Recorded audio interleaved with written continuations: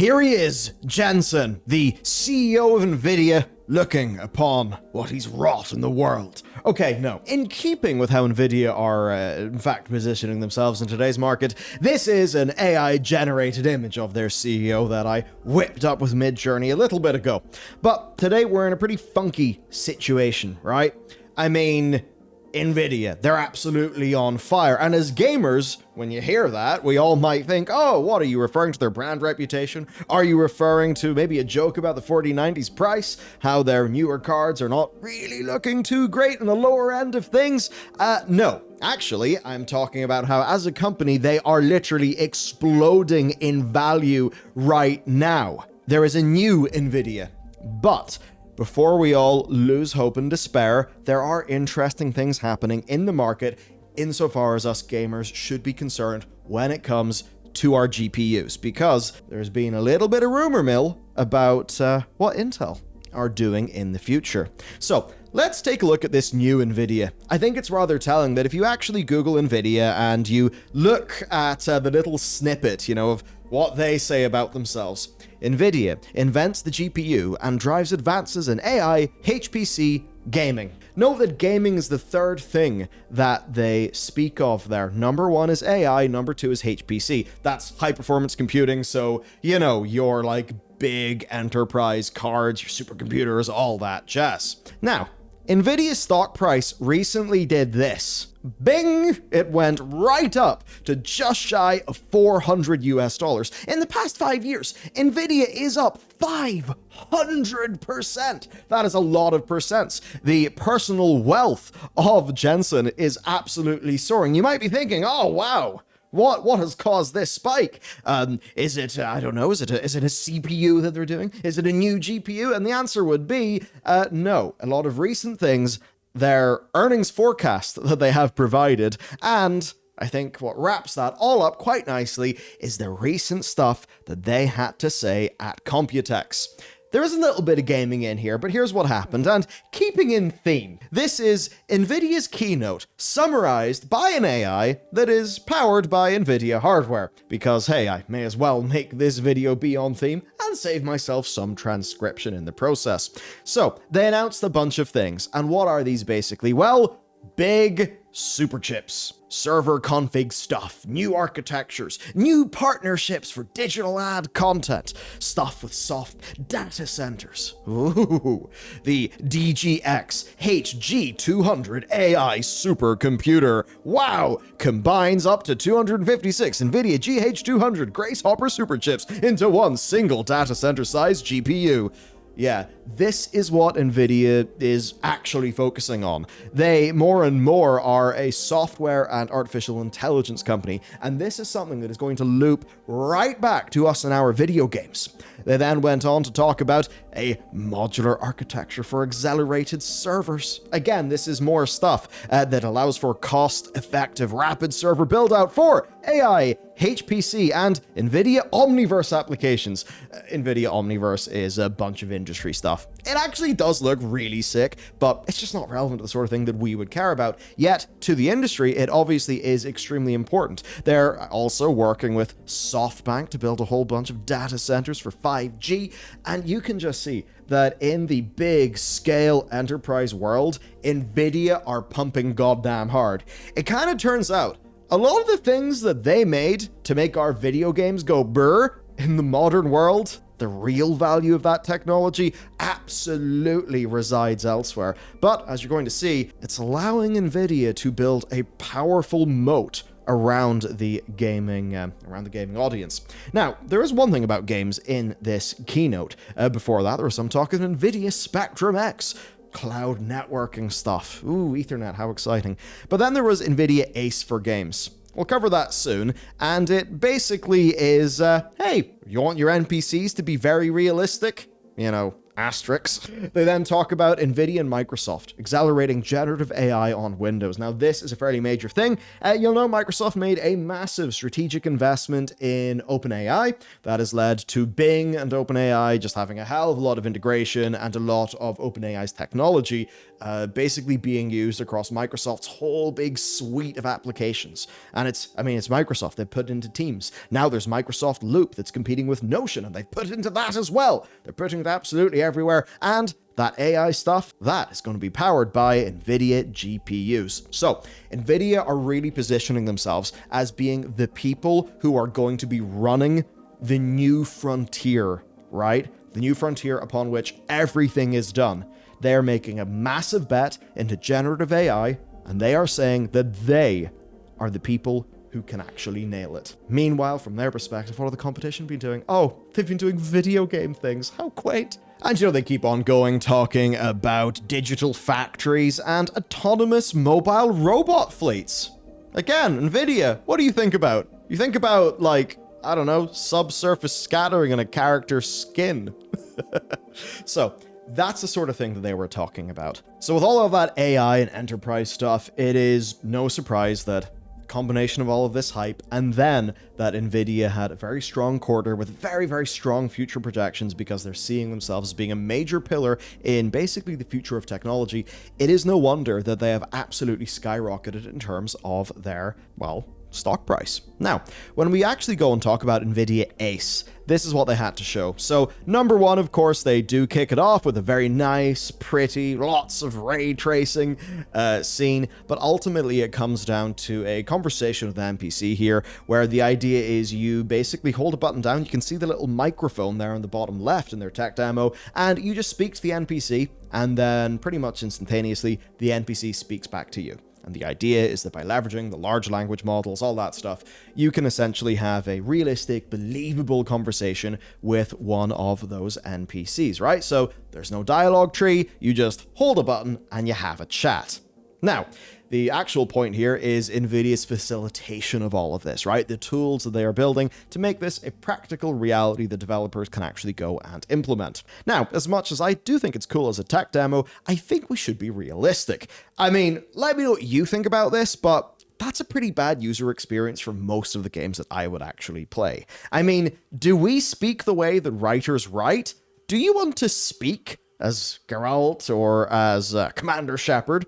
No! You want BioWare to write that. You want CD Projekt Red to write that. You don't want to speak those words just to make an NPC be like a little bit more dynamic, right? So the thing is, technology like this, in terms of how we currently conceive games, it would only really apply to a small subsection of role-playing games. And you could argue that when this tech's really good, that niche could expand and expand. It could leverage those tech advancements to allow you really to be a sort of citizen in a fully interactive world that naturally remembers your every act because every NPC is its own individual agent that has a full memory, right? And can respond to things sort of dynamically rather than just in a pre-programmed way. You could see it as the ultimate, great, this is no longer, remember Oblivion dialogue? When two Oblivion NPCs bump into each other, have a very bizarre conversation, and then just say bye and leave? Well, that is what they're saying they want. Now, as for the actual dialogue here, to be honest, it was pants. It was, not particularly well written, let's just say. But I think Nvidia's point and really everything that they're saying is that they're really staking their claim in the future. And I read, to sort of prepare for this video, I've read so many different interviews with Jensen, who's the CEO of Nvidia, about like the new era, the future of computing, all of this, which obviously you see reflected in that stock price. Now, what about the rest of the market? And that is why we do have to have our boy Steve Burke here again, because around this time, the backstory to this for gamers, and why if you say to any of us, Nvidia's on fire, we're instantly going to think about the 4060 Ti. Well, the Radeon RX 7600 is out, right? And it's been in some ways a bit of a disappointment. Now, things were quite challenging for the reviewers for this card. They had to fight through like real bullshit embargo changes, really bad drivers, and an actual MSRP reduction from $300 to $269. And that itself is interesting because that is AMD trying to hit Nvidia where the 468GB is, because the 8GB 460 is 299 USD. The thing is, though, we don't know how well that card's going to perform because it doesn't come out till July. Obviously, Nvidia being Nvidia, what one have they released sooner? Obviously, the 1060. The 1060 Ti, right? Now, the 1060 Ti, 8GB is $400.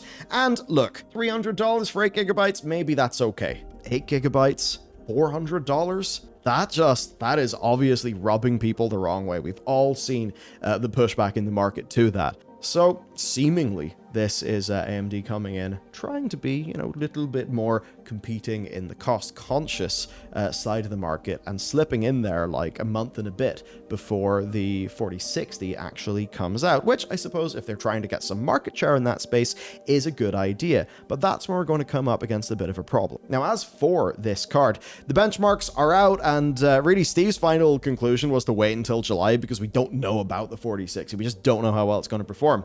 But this is a card that is out right now, and generationally it does seem like a 20% jump from the RX 6600. Thing is, of course, with the 4060 Ti, that card was not a massive jump up from its predecessor, even though it is priced at more of a premium, but Nvidia throughout all of this are just saying, oh, DLSS 3 frame generation, that's the real reason you buy this card. That's where things get interesting, because on the raw horsepower front, I'll be interested to see if Nvidia are actually willing to lose compared to this card with the 4060. Are they going to understand that for a lot of gamers, they're just like, well, DLSS, it's better than the alternatives, and DLSS 3 frame generation, as long as I can turn on Nvidia Reflex Boost, I don't have to worry too much about the latency. Therefore, because of this AI-driven frame generation, I can actually go with a 4060. That's the sort of thing that they're going to be focusing on, and that is why, that is an example of what we call a moat, right? They're building this moat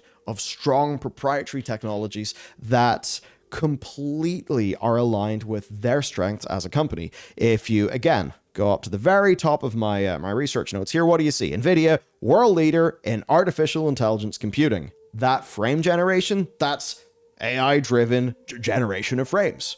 Big old neural net stuff being deployed. That is them competing in gaming using really what they have, I don't want to say pivoted because I feel like this has been their plan for a long time, but very much what they are focusing their entire company on. And, at least insofar as the market is concerned, to pretty damn good effect. But you may be saying, I don't know, man. I mean, stock prices go up, but is that always reasonable? Is this too high?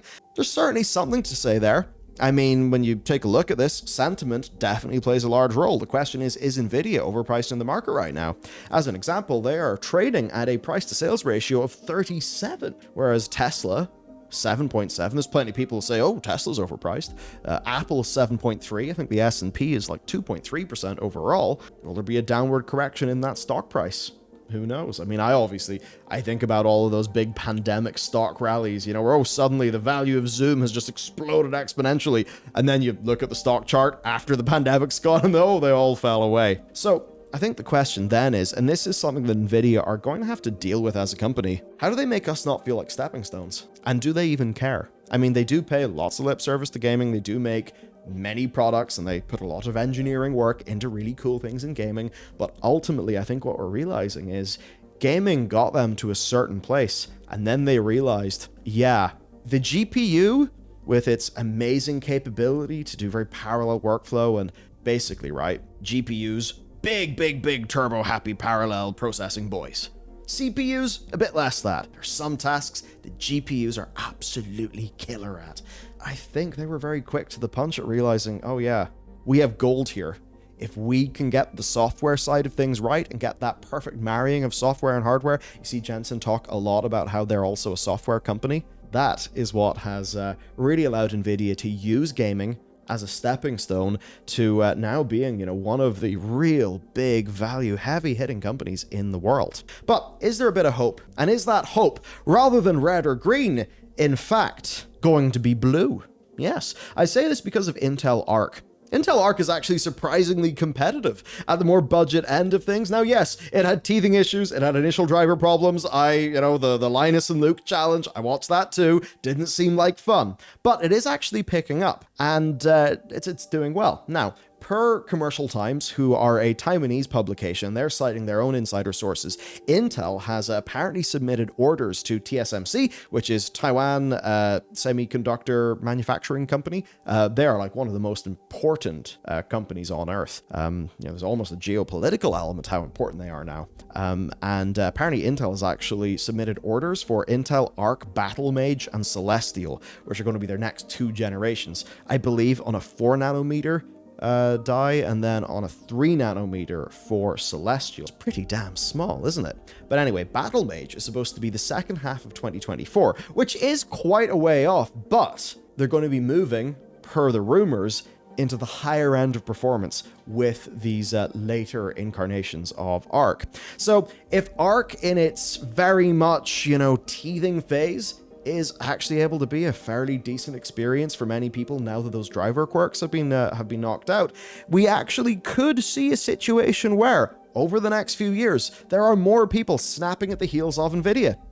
But that is when we have to return to Jensen's great mighty moat. That's the thing that really matters here. As an example, RTX, from what we understand, or at least from what I've seen in benchmarks, is better than AMD ray tracing, right?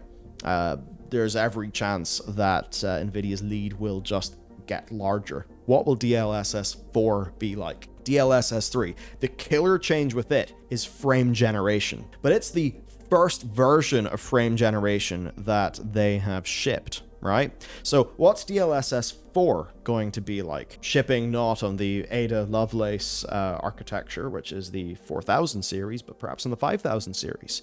What will it do in terms of our latency, right? Will it be able to upscale from a even lower base resolution because whatever vaguely fixed function hardware maybe it's not fixed function, but I know that it's very hardware accelerated, this AI stuff that DLSS is running off. Will they get that to a stage where they really do not need as much of an initial resolution to get a fantastic end result?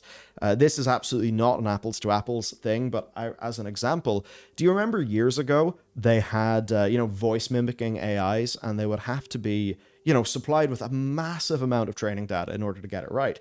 And then nowadays, there are some models that can basically get just as good, if not better quality, with a radically smaller amount of base sample information. So you almost wonder then, like, this proprietary technology moat that Nvidia is building around their audience, that's going to be the killer thing for them. What if you then get to the stage where, for your average 1440p gamer, it's basically half impossible for anyone else to compete, at least insofar as DLSS 3 and DLSS 4, whenever it's announced, enabled games are. And that's where I think things do get interesting. It's not to say that, one company has the special demon technology that slays all others, but perhaps it is a bit of that. I'm not sure. All I can do is look at things how I see them right now. Let me know what you think. Take care. Have a great day. See you next time.